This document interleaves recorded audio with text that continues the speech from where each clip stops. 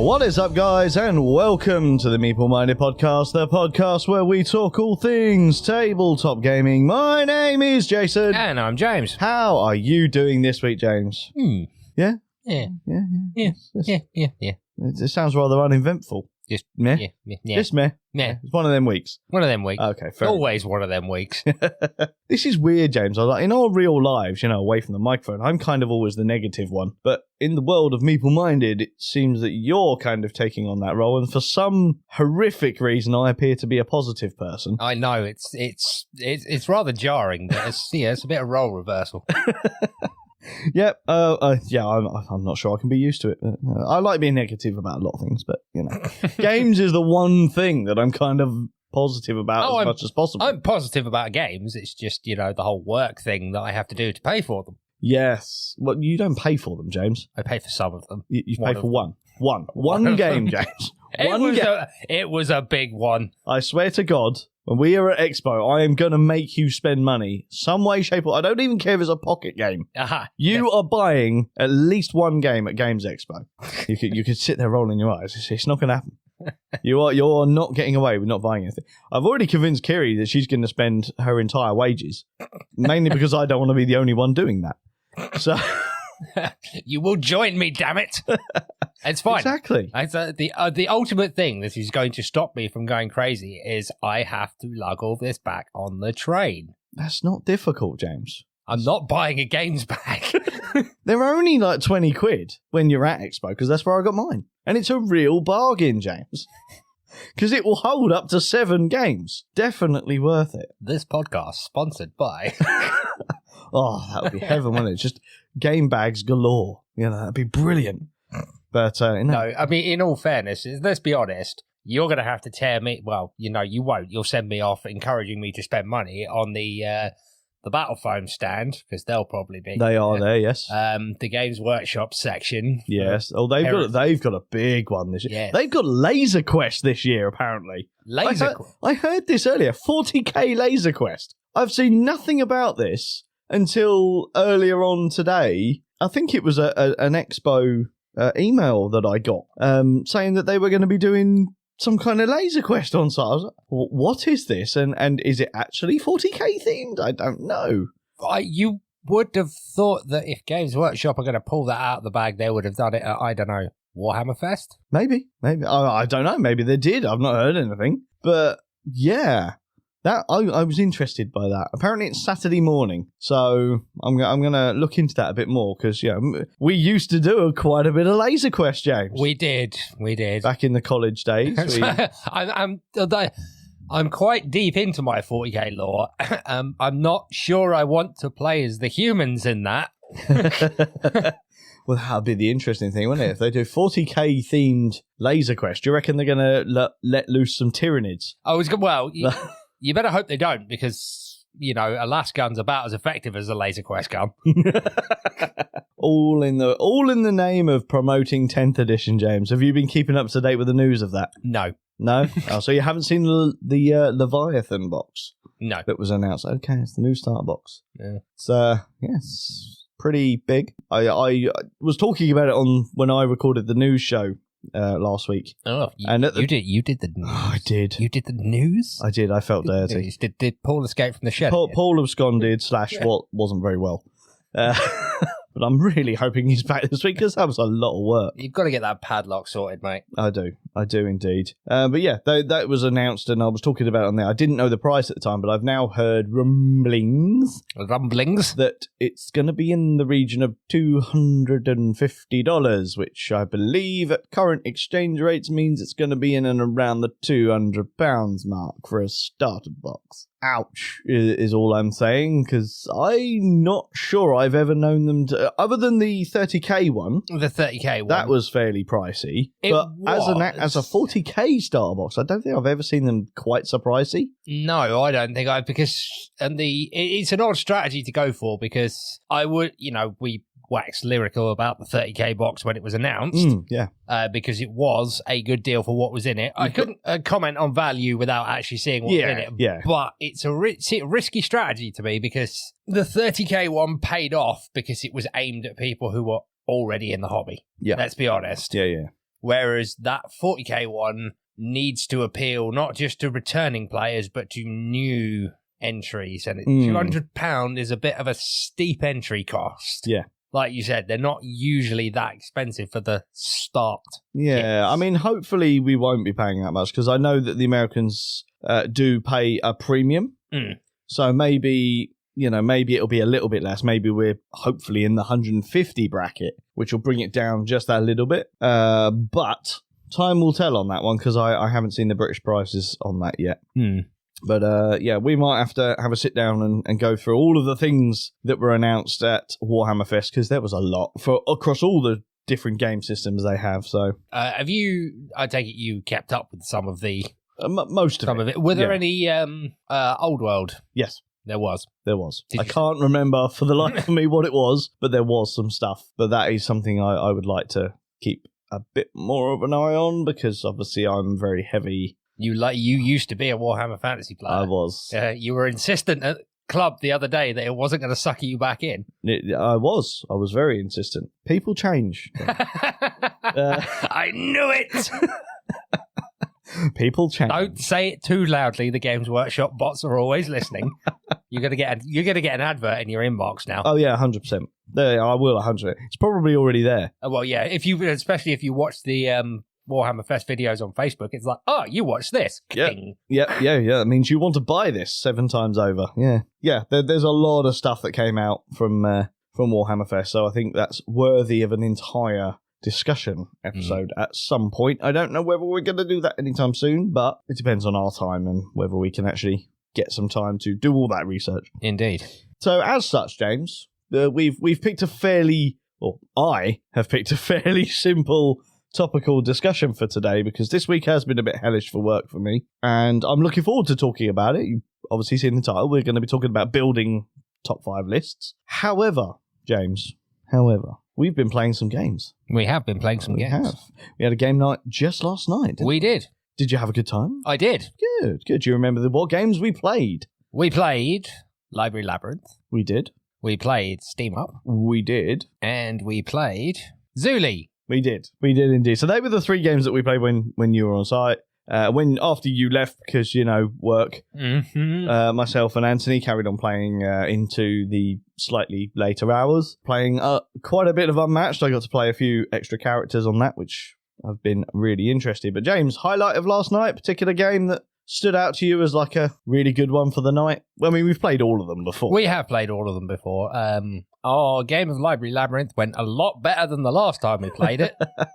I gave you a slightly easier level this time, James. Just slightly. But we did win. We did win. But yeah, it was still enjoyable, still fun to play. Yep. Different play styles, considering it was a different group of us that was playing it. Yep. I think the favourite game for me has to have been probably Steam Up. Yeah, good man. Me too.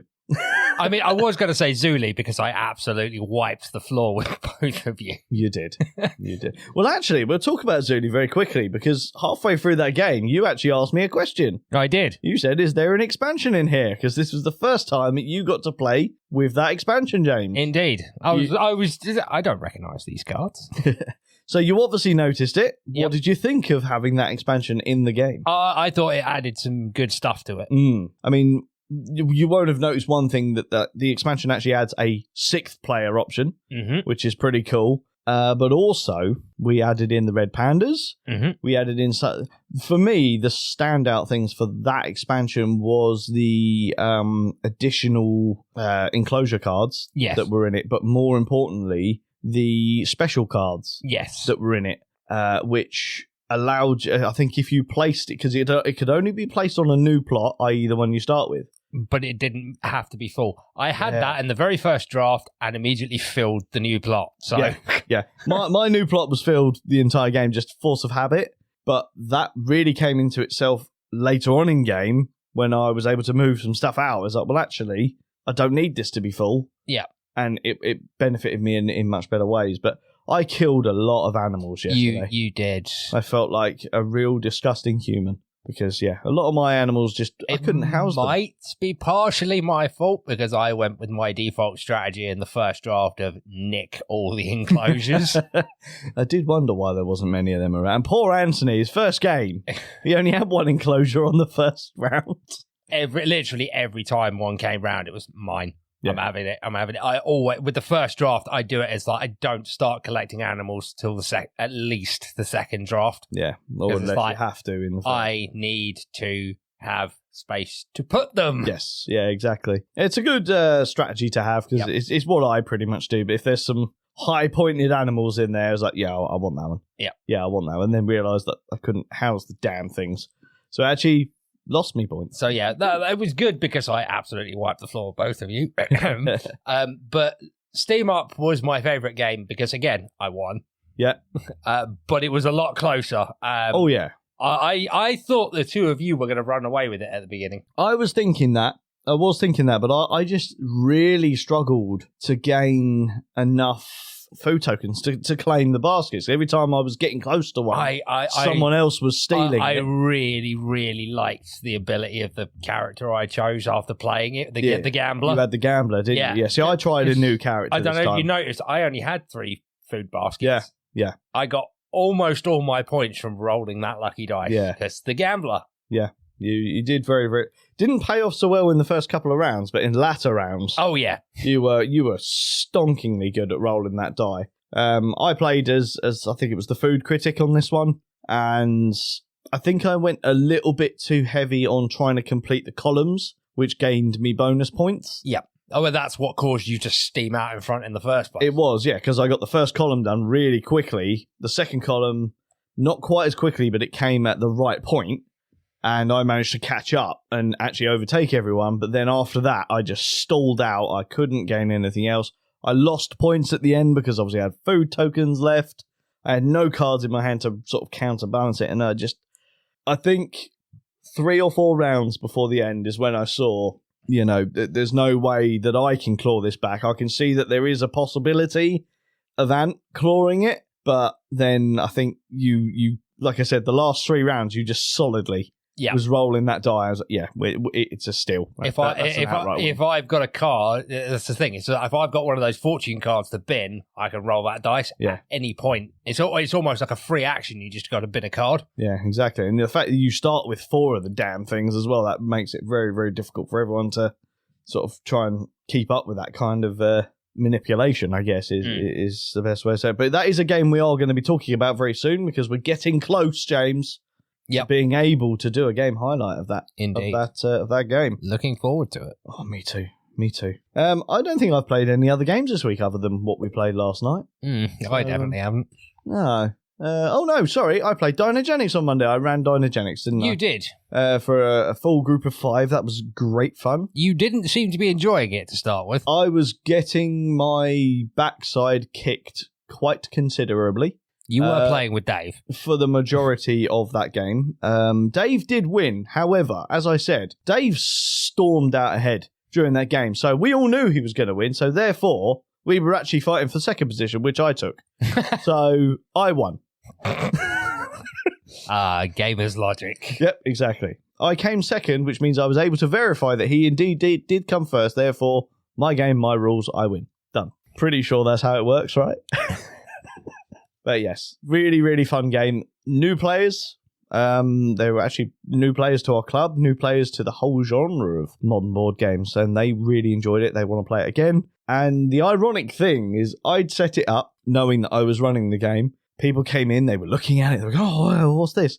And then one of the other players turned up and he had it with him as well. He had Dynagenics with him, so there actually ended up being 2 games of Dynagenics because so many people loved the look of it, they wanted to play it. And that was great to see. Really looking forward to the new Kickstarter that'll be coming in the summer. And they really need to hurry up and do it now so that I can get the game sooner. Please, Ninth Haven Games. Desperate for it. Desperate. And the big box. That's what we want. Anyway, James, we've been rabbiting on for a little bit. Shall we get on to the topical for today? Let's do it. Let us do it.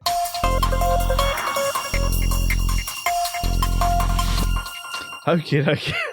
As you can expect by the laughing, I pressed the wrong button again. I really should be used to this by now, shouldn't I, James? Yep. Yeah. So you do. You watch me do it every time. You never tell me which button it is. No, because I like to watch you struggle.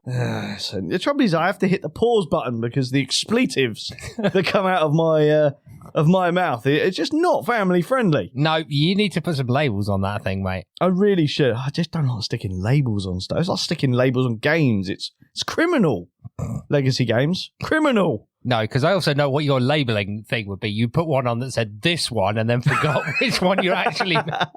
Yeah, for those that can't obviously see, the button for the thematic topical music and the game highlight whoosh are literally next to each other. They're the same colour. And yeah, I would put this one under both of them. Well, maybe you should move it to that button so there's a gap in between so you can remember left or right. I can't even remember what that button does, to be fair. Should we try it?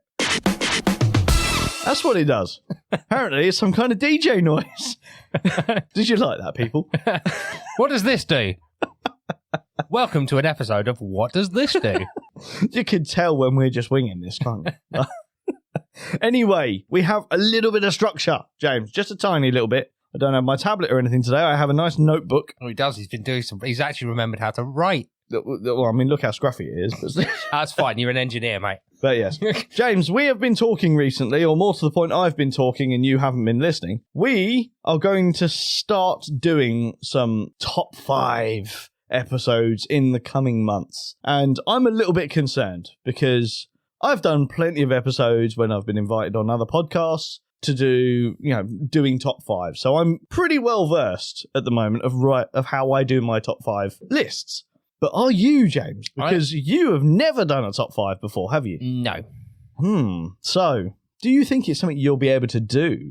Well, actually, no. That's not technically true. I have done a top 5 when we have guested on Anthony's podcast. You did. And I absolutely winged it at the moment. And it shut. No, it wasn't that bad. Sorry, Ant. I can understand why you haven't invited him back. But no, I want to know... I want to have a discussion, James, about what actually goes into making a top 5 list, because it is kind of interesting. You might just sort of think it's like pick 5 games out of the air that you just happen to remember in the moment. But is it really that? Because when you're talking about the top 5 games, it means you're talking about your favourite 5 games of whatever it is of all time. So you can't just remember those off the bat normally. I can. Oh, James. Well, that's admittedly because my experience of is a bit limited. Is a bit smaller than yours. That is very true. But you are getting there, James. And Indeed. This is why we are getting to the point that we can do some top 5s. And I'm toying with the idea I might have some guests coming on when we do those top 5s as well, just to vary up the list a bit, because your experience generally is the same games that I have played, because they're usually my games that we're playing. Yes. So we might get some... Although we do tend to get a bit of, again, when we've been on Ant's podcast, we do get variations. Sometimes the games will pop up the same, but very rarely have we actually drawn, picked the same number. Yeah, this is true. This is very true. But the other thing is, James, top 5 lists don't always have to be positive. No. We could end up doing a top 5 list of the worst games we've ever played, and in fact, that is probably one that we will do. I'm going to add it to the list because I love negativity. Love it. And as proven, so do you. Yes. But for the most part, top 5 lists tend to be a bit more on the positive side. So let's have a talk, James, about what will go into your decisions when we get around to actually making some top 5 lists for games. So, first off, James, I have a few questions for you. Are you ready for this interrogation? Oh, you didn't say it was going to be an interview format. I mean... I'm getting the page ready. Okay, so, James... Dum-dum. What criteria would you employ when choosing games that would go into your list? Well, Jason, I genuinely feel like I've just sat down for an job interview. Straighten your tie, sir. Well, Jason, my first criteria would have to be, have I played it? I mean, obviously. He says with sarcastic glint. Yes, obviously, let's put the rules in place for those that are idiotic and do stupid stuff like that. You have to have played the game.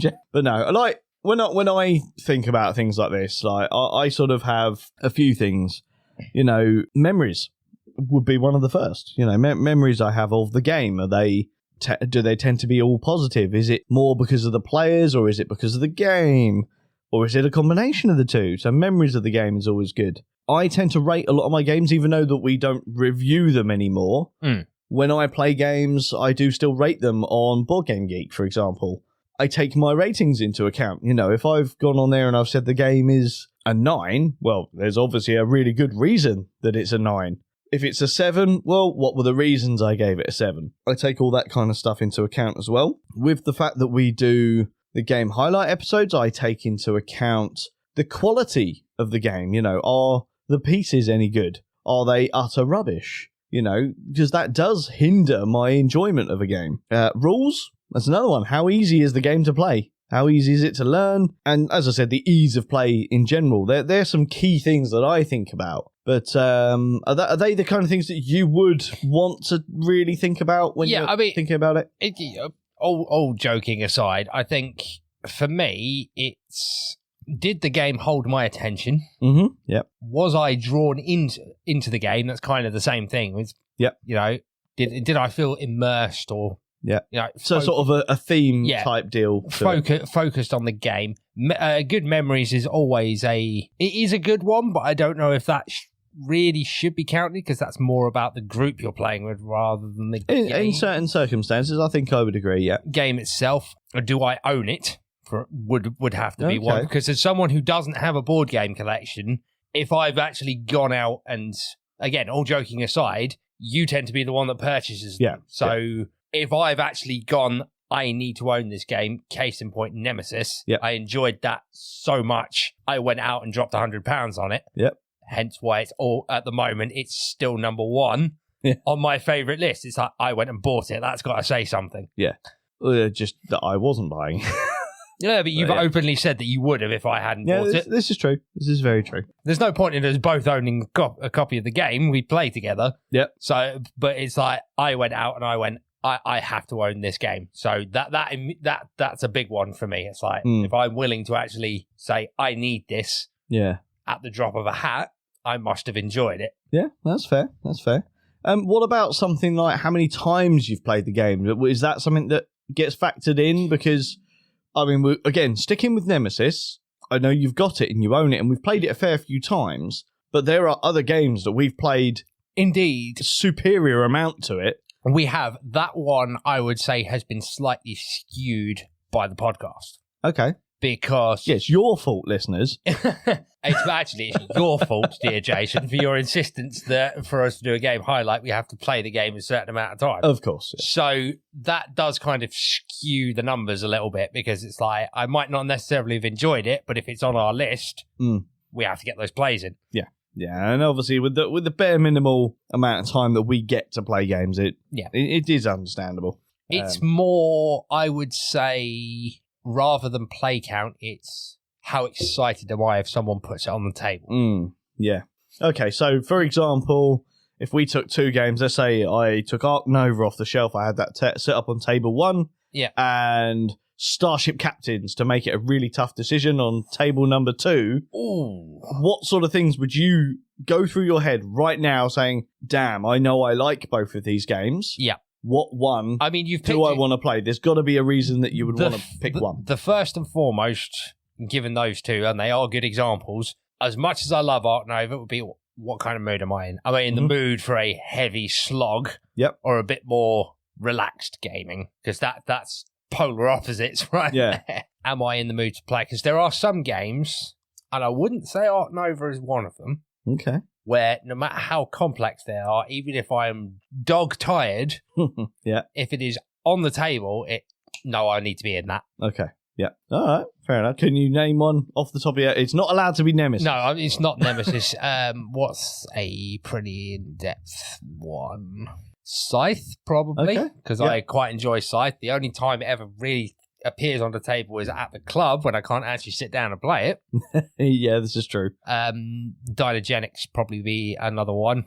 Obviously, I had to give my seat up. You did, yeah. That was a bit upsetting. Yeah. But yeah, this fortunately, well, it's the downside of being the organisers. The downside of being the organisers, and you were running it. Yes. So one of us had to give a seat up. Yeah. Yeah. Okay, I mean, that's fair enough. So that kind of decision, if you were presented with that sort of a decision, is that something that you would factor into, whether a game makes it to the list or not? Yeah, I was going to say complexity level in general, because I enjoy more complex games. So a complex game in terms of list building is more likely to be up there. Okay.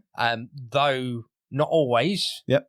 There have been a couple of more casual games that have had that extra special something that makes you want to come back to them. I mean, I guess it depends what the list is ultimately. Like, if we're talking about best games of all time for you personally, then it's probably going to be more complex games. But at the same time, we could sit here and go best card games of all time, at which point, well, complex ones aren't necessarily going to be on there. Yeah, I would say like best games of all time, but it's likely to be heavily in there. But there'll be there might be one or two casual games that have slipped in because they have that something special that makes you sort of want to go, I really like playing this game. Yeah. No, that's fair. That is indeed fair. A good example of that, although it's probably dropped off because we haven't played it for a while, although that might change, it would have been Skyjo. For a long time, that would have been up there because it is so simple, yet horrifically addictive. Yeah, I can understand that. And after what you told me the other day... about the Skyjo action. Yeah, with the Take That deck, I really want to play that now. Yeah. We'll make sure that happens because I'm not going to lie, I want to play that again. So yeah, I mean, all of those things that we've talked about already, they go into my process, and usually I am involved in doing like top 5 lists. So choosing 5 games out of all the games I've played or owned, it is very difficult. So my process would be picking a larger amount, so let's say 20, for example, and then whittling it down from there through even more decisions about which ones gave me more joy. Is there a number in your head that you would whittle it down to, or would you go hardcore and go, no, I'm picking the top 5? At the moment, I would say I can go straight into 5 because, as we said, the amount of games that I've played is still relatively limited. Yep. And at that point where if I can remember them, that's the other thing. It's like at the moment we're at that point where it's sort of like, well, if they've stuck in the memory, they're probably on the list. Yeah. No, I see. Again, that's a really good measurement, to be fair, because there's plenty of games that I haven't played for a stupidly long time. Yet, if it's on the table, I'm back in there. I know it. Yeah. And my memory is terrible. Anyone who knows me knows that my memory is terrible. Yet, if I can remember a game that I haven't played for that long, there's clearly a good reason for that. Yeah. Or a terrible reason. But a few minutes playing the game will remind me whether it's the latter or the or the former. But another thing that came into my life a couple of years ago, James, was the website, the Pub Meeple. Now, I don't know if you're aware of this website. You're not? Okay. So the Pub Meeple is a website that can link into your Board Game Geek account, for example, and you can add in, or you get a list of the games that you own, the games that you've played, and all that. And it's like a tick box, and it takes the ones that you've ticked, takes them out, and sort of creates like this massive algorithm, and then you go through a picking process.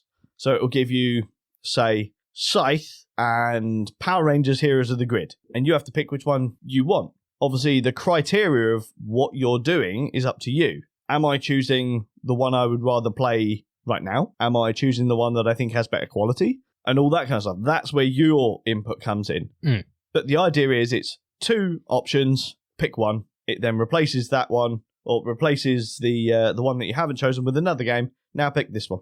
And you just keep doing that until the algorithm has enough information, at which point it will go, here's your top X amount of games in order. And that's a really cool way for me to actually figure out, what my rankings would be, because it's interesting. Because I did one recently, it would have been my top 10 games of all time, for example, and I wrote out what I thought was my top 10 games of all time, and then I did the Pub Meeple, and the lists, while having the same games on there, they were totally different numbers, and it all. I was about to say, all right, the main question I would have is: have you ever done the Pub Meeple one, looked at the list it's generated, and gone, no?